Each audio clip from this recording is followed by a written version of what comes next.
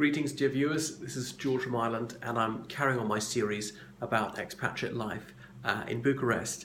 So I've had many inquiries to give the lowdown about aspects of Bucharest life that I know a lot about, and people are often wondering how difficult is it to get around if you don't speak Romanian, because of course almost nobody abroad learns Romanian. Well, Romanians are highly cognizant of the fact that other countries don't speak their language apart from Moldova. And because of that, Romanians tend to be rather good at English. So certainly in the centre of Bucharest, a lot of young people speak good English, some of them absolutely perfect. If they've been to some of the elite schools, they often speak it flawlessly. You'd assume they were American to speak to them. Others, if they've got a mild accent, they could speak it all day long and seldom make a mistake. The Romanian language is a Romance language, so if you learn one of those, particularly Italian, you can guess at half the time it's borrowed a few words from Slavonic languages, particularly vegetables, curiously. What else? It's not quite, they've got a few sui generis words. If you learn Latin, that's a bit of a skeleton key to Romanian. But the language issue is less and less of a problem. Now, on to schools. As I was saying, probably the top one in the country is the American school, which is outside the city to the north, and has got a very spacious campus, purpose-built, fantastic by all accounts. Trouble is, of course, it's the most expensive school in the country.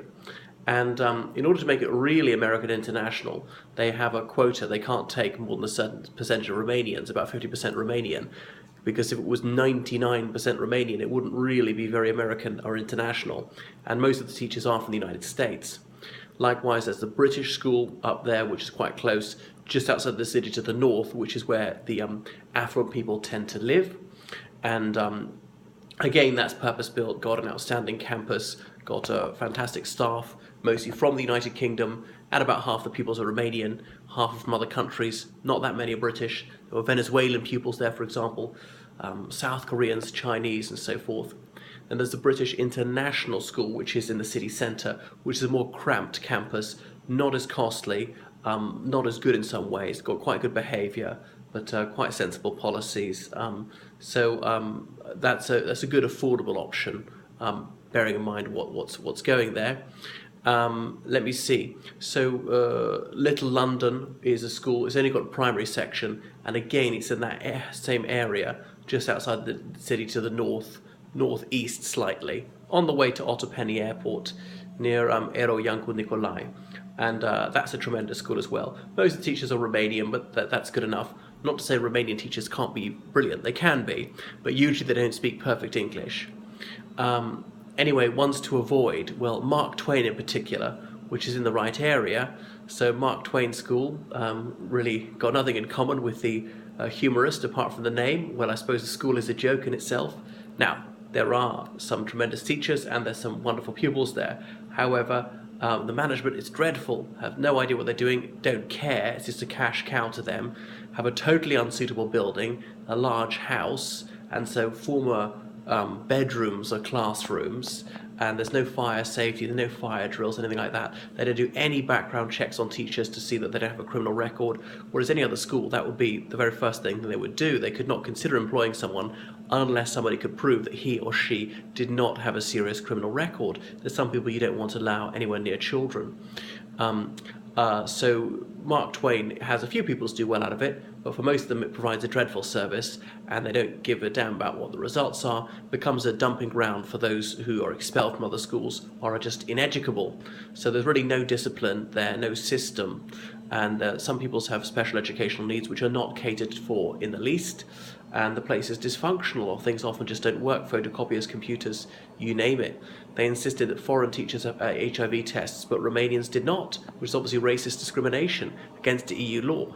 Now, I could see why you might want every teacher to have one, but why only foreigners? Is it acceptable to get HIV from a Romanian but not from a foreigner? This is daft, and hopefully nothing would be going on whereby a pupil could contract this disease from somebody else. Anyway, we don't discriminate against HIV-positive people in any part of the world, or we shouldn't do.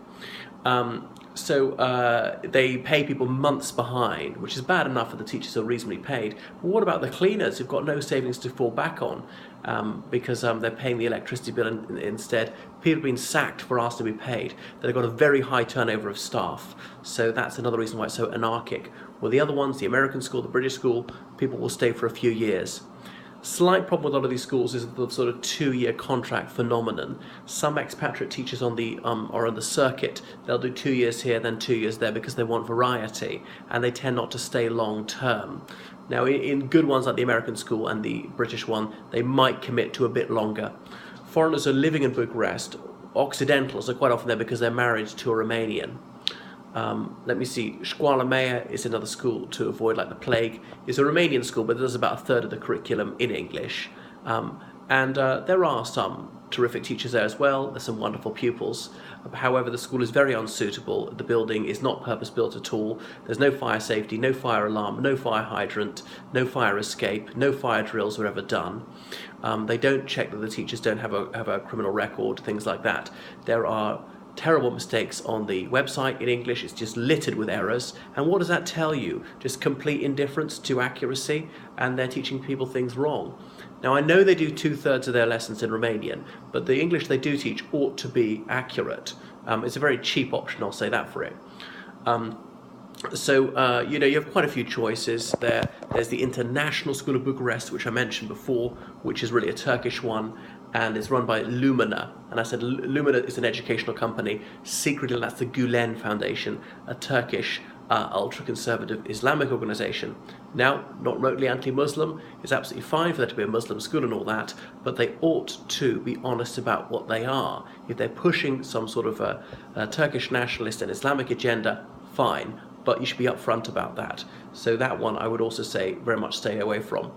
So you have quite a few other options. There are others too numerous to mention. There's a Jewish school. There's another school run by some American missionaries there. Another couple being founded, which I can't quite squeeze into this video. And as for an expatriate, so what is an expatriate? Well, that is somebody who's going to live in a country for a finite period of time. They don't intend to settle there permanently, and they're not going there with a view to becoming a citizen.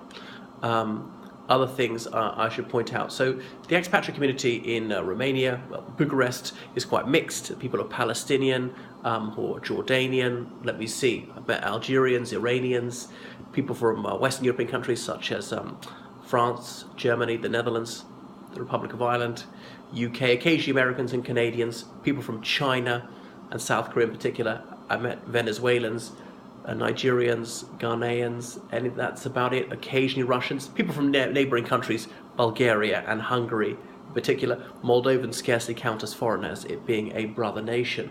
Quite a few Turkish people. So it's quite a mixed bunch. Increasing number of African people moving in, and indeed Africa Day in May is celebrated by the African diaspora there. So it's certainly a lively and fun city, and the educational needs of your children can be met. Be very careful what you choose. Just because something is expensive doesn't guarantee it's good.